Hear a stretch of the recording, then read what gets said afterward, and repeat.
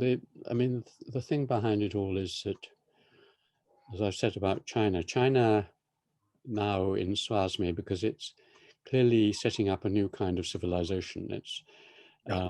although it's basically the oldest civilization and maintained all that, it's also not um, hidebound by a whole 2,000 years of Western monotheistic traditions.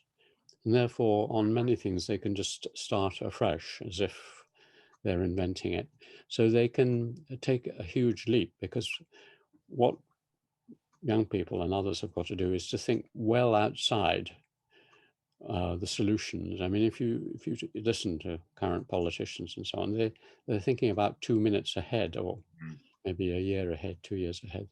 None of them are really thinking about how we've really got to change deeply in order to solve these problems. We've got to go think impossible, absurd things, as Einstein said, to solve the world's problems now. You can't just go on as if, a bit more of whatever we're doing at the moment is going to solve it. It isn't.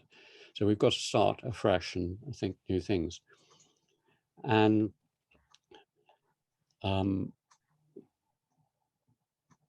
if we can get that message out and then think those new things, because obviously you and I alone are not going to think them. We need lots of other people involved and interested as well.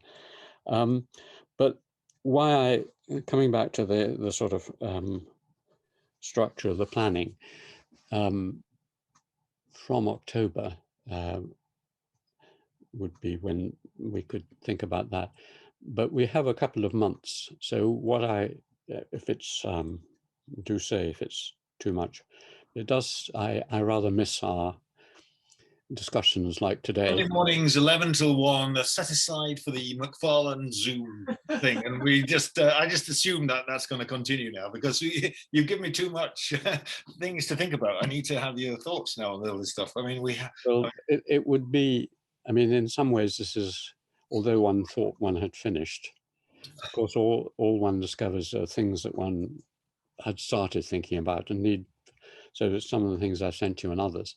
So if Zealand's happy, we pencil in that time over the next couple of months. We don't have to do it every time, but unless there's something else we need to do. I'm available every Sunday from 11 till 1, as far as I can see. So it's basically, whenever you can do it, let's do it. And if you can't do it, that's fine.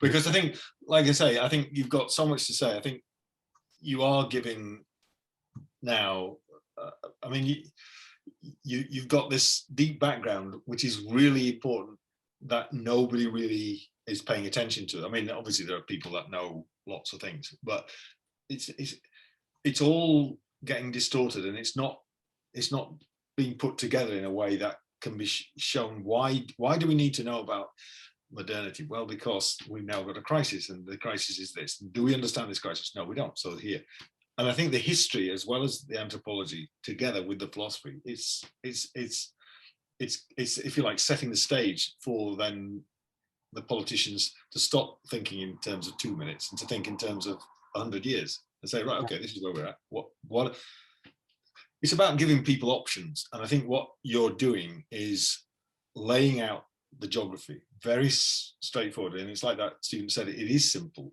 actually.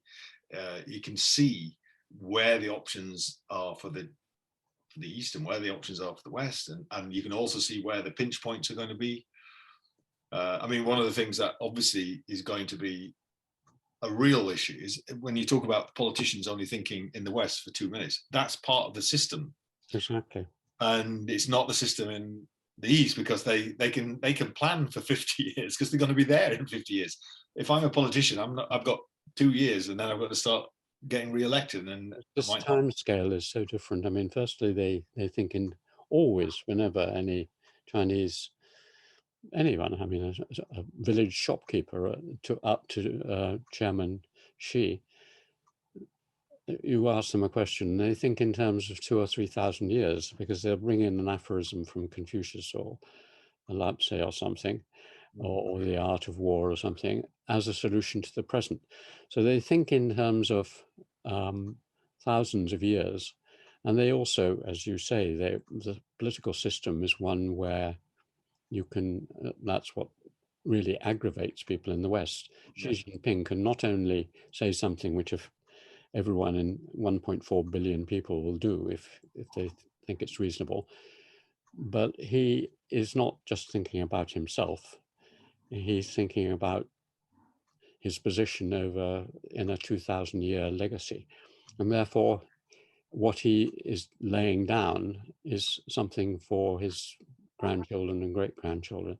No Western politician, because of the electoral system, can possibly do that. No. I mean, if Boris, I mean, I think of writing to, I wrote to the leader of the Labour Party, or at least I wrote to the thing which said, would you like your ideas to reach our think tank? So I wrote to, you know, the Labour head office, and I said, you know, I like Keir Starmer, and I'd like to help him, and I have some ideas about how the world could be improved and how the Labour Party could have a better message. No answer, of course. They weren't. How long ago? Oh, 2 or 3 months. So, I mean, it was not even, you know, I mean, I wrote and said, I've been thinking about this, I'm a professor at Cambridge and so on. Would you like to hear some ideas about, because, you know, I've got some, the problem with him is that he has no vision at all. He's a technocrat and he's, you know, a nice enough man, but he's got no, if you said, well, what is your vision? He's got none. No. Nor has Johnson, and nor have any of them. No. But that's the way the system works. The people who get to the top, I mean, this is to do with the, I mean, the man who's just been made the the Chinese ambassador to London, who I heard talking and is reading my work at the moment, I hope. So I sent it to him and his wife. And apparently it's been put in front of him anyway. And I suggested, you know, would he like to come to Cambridge and we'd talk about, because the problem with China is that it's very bad at public relations. And so, you know, it doesn't understand how it's seen, and therefore it can't say things in a way that is meaningful to the rest of the world. So through Zealand, who knows people in the embassy, and I know people in the embassy, I'm hoping possibly he'll take that up and come and I'll say, I love China and I love the West, and if I can help. But he's much more likely to do that because his trajectory is that he's a man who has achieved a great deal in his life, like Xi Jinping. In other words, he started from a poorish family somewhere, worked his way up, became vice governor of Nanjing, did these really responsible jobs, looking after millions of people for 10 years, 15 years, and then moved on. And so by the time you get to the top, you are widely experienced in administration and often have been an academic and so on in the Chinese system. Whereas, you know, what qualification has Donald Trump, let alone Boris Johnson, got? I mean, they're just journalists or, you know, nothing. Haven't run they couldn't run a hot dog stand, etc., etc.